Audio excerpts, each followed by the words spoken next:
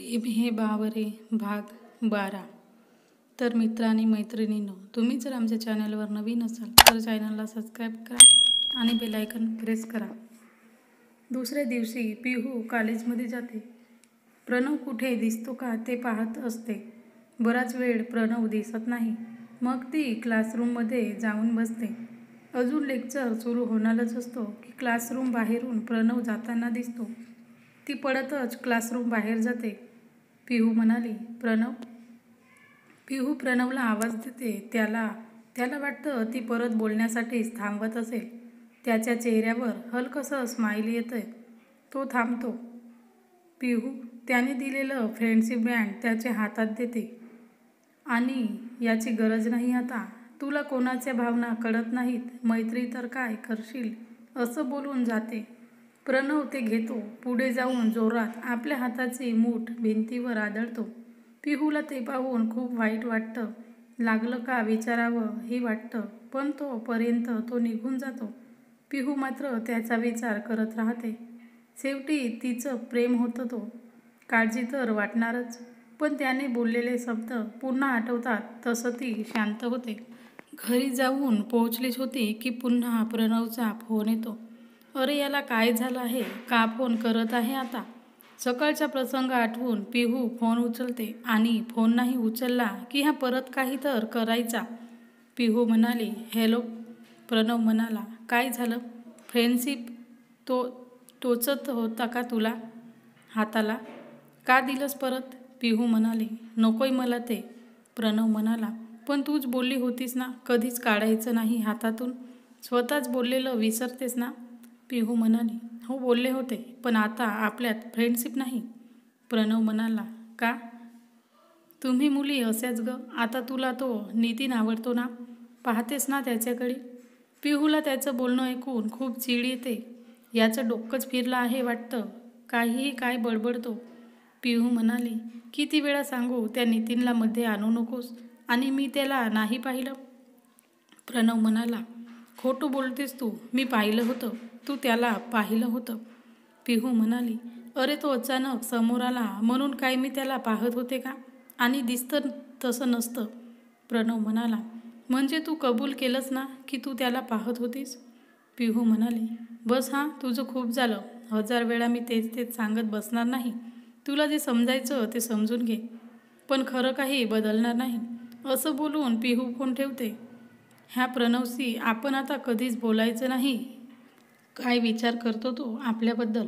आपलीच बुद्धी भ्रष्ट झाली होती जे प्रेम करायला गेलो. आता नितीन जरी बोलायला आला तरी पिहू त्याला टाळत होती. तो प्रणव कुठून तरी पाहायचा आणि परत चालू व्हायचा. त्यापेक्षा नकोच बोलायला कोणासोबत असं तिने ठरवलं होतं. शिपाई काका प्रणवला शोधत होते. त्यांना पिहू दिसली.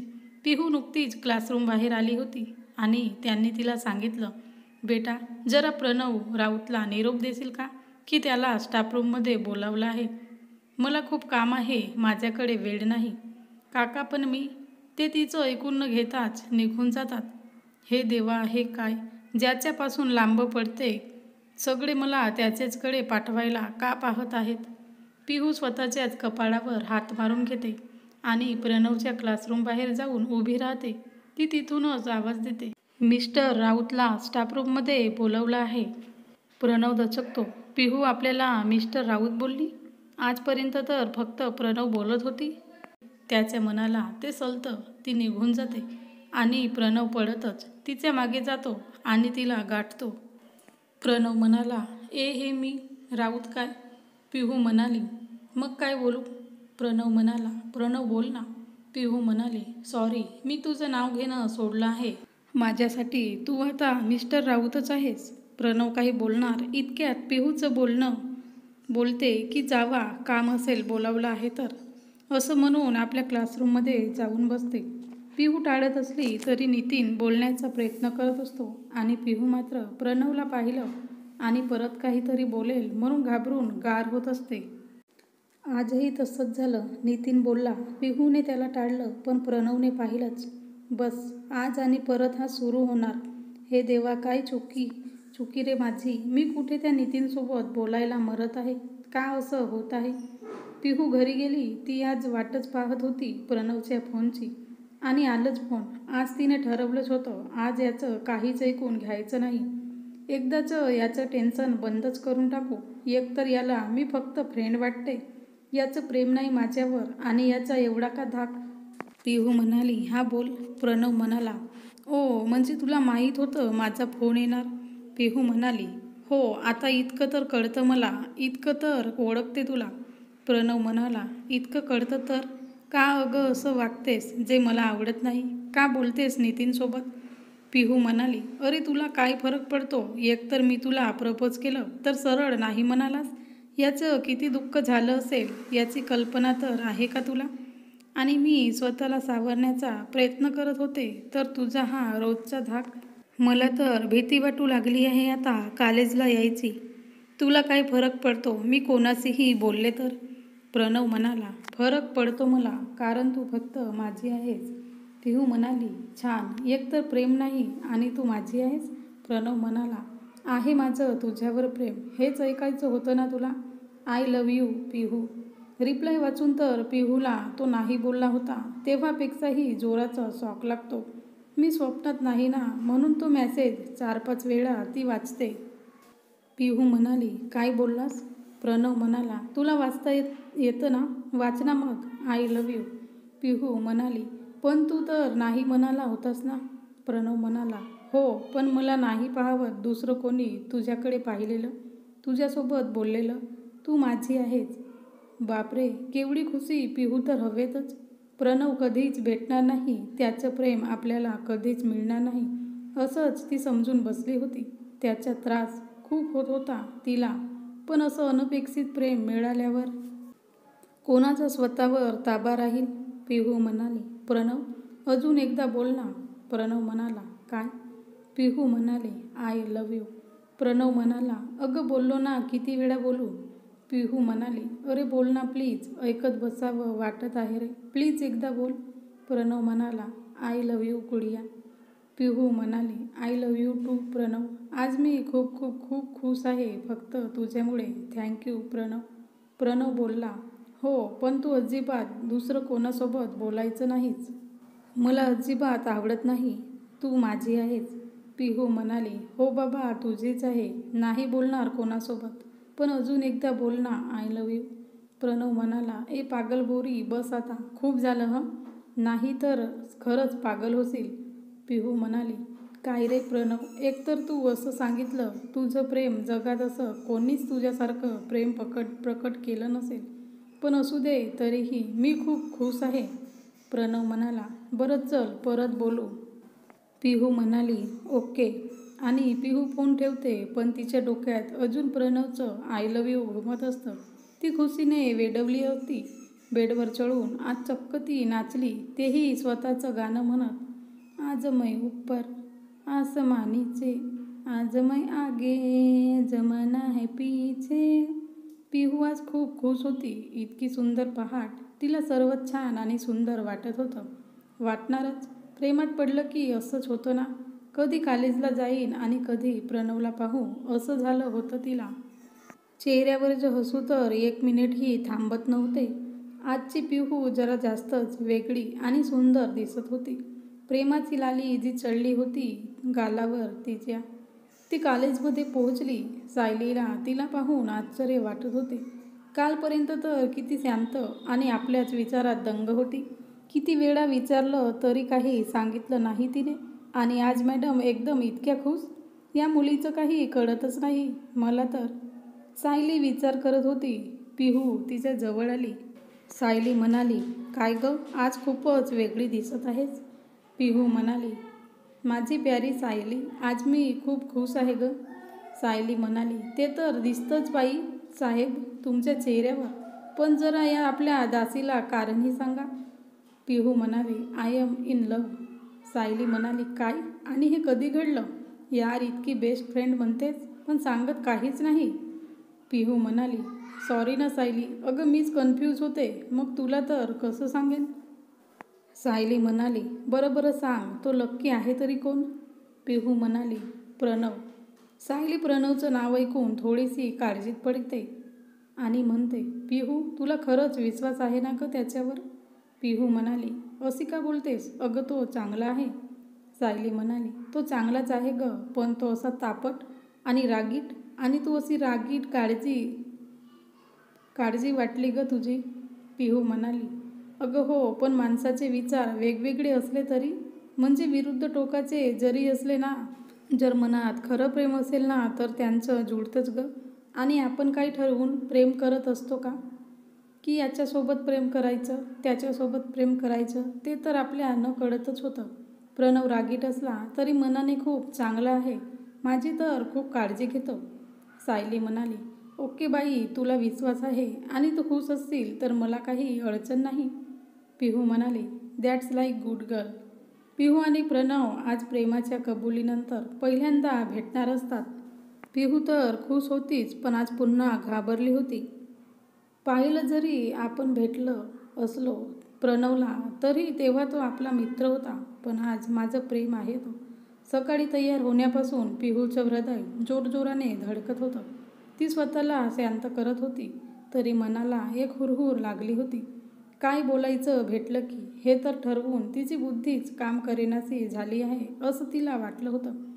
आज कॉफी शॉपमध्ये न भेटता शहरातल्या बागेत भेटायचं ठरवलं होतं त्यांनी. प्रणव आणि पिहू बागेजवळ पोहोचले. प्रणवनी चल तिकडे झाडाकडे बसू म्हणून सांगितलं. ती त्याच्या मागून चालत गेली. दोघंही झाडाखाली बसली. पिहूला खूप बोलायचं होतं प्रणवसोबत, पण शब्दच फुटेना झाले होते तिच्या ओठातून. प्रणवचीही तीच अवस्था होती, पण त्याला पिहूचंच आश्चर्य वाटत होतं. इतकी बडबड करते मॅसेजनी, फोनवर, हिचं बोलणं बंद होतच नाही, आणि आज हिने तोंडाला कुलूप लावलंय. मग प्रणव बोलायला सुरुवात करतो. काय ग, मॅसेज आणि फोनवर तर इतकी बोलतेस, आणि आज समोर आहे तर अशी शांत का? पिहू त्याच्या या प्रश्नाचं उत्तर काय देऊ हेच विचार करत होती. तिला कोणताच उत्तर सापडत नव्हता. तिने फक्त एक स्माईल केली आणि आपली मान दुसरीकडे वळवली. प्रणव म्हणाला, अगं बोल ना काहीतरी. पिहू म्हणाली, आधी तू मित्र होतास आणि आता? प्रणव म्हणाला, आता काय? पिहू म्हणाली, काही नाही. असं म्हणून पिहू लाजते. प्रणव तिला पाहून हसू लागतो. प्रणव म्हणाला, बरं एकदा इकडे तर बघ. असं म्हणून प्रणवने तिच्यासमोर एक गुलाबाचे फूल धरलं. पिहूने ते फूल लगेच त्याच्या हातातून घेतलं. फुलं तर तिची आवडती होती ना, पण प्रणवजवळ अजून एक फूल होतं. 2-2 फूल? प्रणव असं म्हणून तिने त्याला विचारलं. प्रणव म्हणाला, अगं अजून आणणार होतं, पण मिळाली 2च, म्हणून 2च घेऊन आलो. पिहू म्हणाली, ठीक आहे, एक तुझ्यासाठी आणि एक माझ्यासाठी. असं म्हणून तिने दुसरं फूल उचलून प्रणवला दिलं. प्रणव म्हणाला, थँक्यू मॅडम. पिहू त्यावर हसली. प्रणवने पुन्हा एक मोठी कॅडबरी तिच्यासमोर धरली. पिहू म्हणाली, अरे इतकी मोठी कशाला आणलीस? आणि मी काय तुला मागितलं होतं का? कशाला आणलेस? पण मी एकटी नाही खाणार. प्रणव म्हणाला, अगं किती प्रश्न विचारतेस. देतोय तर घे ना गप्प. आणि मला नाही आवडत कॅडबरी. तू घरी जाऊन खा, ओके? पिहू म्हणाली, बरं. प्रणव म्हणाला, आता अजून एक गिफ्ट. तुला आवडेल की नाही माहीत नाही, पण मी माझ्या चॉईसने आणलं आहे ग. मला जास्त काही मुलींच्या आवडीमधलं नाही कळत, पण मी खूप साऱ्या वस्तूमधून हे निवडून आणलं आहे. असं म्हणून त्याने तिच्यासमोर एक बॉक्स धरला. त्यात एक छानशी रिंग होती. पिहू म्हणाली, खूप छान आहे, पण नको मला. प्रणव म्हणाला, का? आता काय त्या सापवाल्याला देऊ का परत? तुला आवडली नाही का? पिहू म्हणाली, अरे आवडली ना, छान आहे, पण कशाला उगाच आणलीस? प्रणव म्हणाला, तू बोलली होतीस ना तुला रिंग घालायला आवडते म्हणून, वाटलं घ्यावं. पिहू म्हणाली, बरं घेते, पण तू घालायची माझ्या बोटात. प्रणव म्हणाला, नाही पिहू, मी अजिबात घालणार नाही. तुम्ही मुली लगेच सुतावरून स्वर्ग गाठता आणि तेच मला आवडत नाही. पिहू म्हणाली, बरं ठीक आहे, तू आणलेली नको घालू. असं म्हणून पिहूने तिच्या हातात आधीच असलेली एक रिंग काढली व ती प्रणवला दिली. पिहू म्हणाली, ही तर घाल माझ्या बोटात. प्रणव म्हणाला, हां ही घालतो. म्हणून प्रणवने तिची रिंग परत तिच्याच हातात घातली आणि आपण आणलेली तिला घालायला सांगितलं, पण प्रणवने आणलेली रिंग तिच्या बोटात सैल झाली. प्रणव म्हणाला, अगं जरा खातपीत जा, किती बारीक आहेस. पिहू म्हणाली, म्हणजे तू आणलेली रिंग बसली नाही म्हणून मी बारीक का? प्रणव म्हणाला, अगं खरंच सांगतो आहे, तुला तर पटतच नाही. पिहू ती रिंग परत बॉक्समध्ये ठेवून देते व नंतर घालेल म्हणून सांगते. प्रणवच्या हाताचा स्पर्श पिहूच्या हाताला होतो. अंगावर काटा उभा राहून पिहू दचकते, पण पुन्हा प्रणवच पिहूच्या हातात घेतो. पाहिले तर दोघांचेही हात थरथर कापत असतात, पण काही वेळाने तो स्पर्श हवा हवासा वाटू लागतो. प्रणव झाडाला टेकून बसतो आणि आपलं डोकं पिहूच्या खांद्यावर टेकावतो व बोलू लागतो. प्रणव म्हणाला, तू भेटल्यापासून खरंच खूप छान वाटतं. कधी कधी तुझे मेसेज आठवून मी क्लासरूममध्ये एकटाच हसत असतो. सगळे मला वेडा म्हणत असतील ना. तुझको ना देखूं तो जी घबराता है. प्रणव हे गाणं गुणगुणतच असतो की पुढची ओळ पिहू बोलते, देख के तुझको दिल को मेरे चैन आता है. मग दोघेही एकदमच म्हणतात, ये कैसा रिश्ता है, कैसा नाता है. दोघेही खूप खुश असतात. तर मित्रांनी मैत्रिणींनो, हा भाग कसा वाटला कमेंटमध्ये सांगा आणि सबस्क्राईब करा.